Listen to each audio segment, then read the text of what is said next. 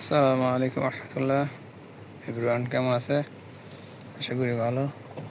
আজকে সকালবেলা কাজের শুরু হয়েছে 4টা বাজার থেকে।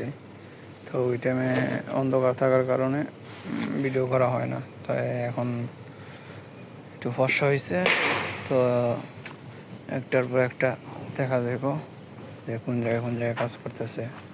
এই যে এই ইটগুলা উপরে নিতেছে, উপরে ছাদের ভিতরে বিষয়তে, আর ওই যে কীভাবে ইয়া করতেছে, ফুটা করতেছে। দেন ওরে বাবার পিস্তলের গুলির মতন আরও কিছু কাজ করতেছে, যে এদিক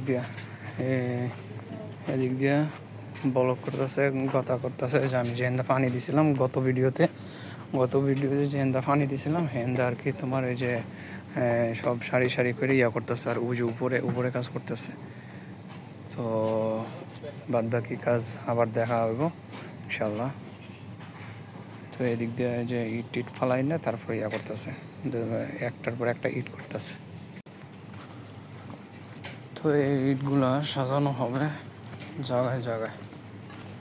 তো একটার পর একটা কাজ চলতেই আছে, ভিতরে আমরাও আছি।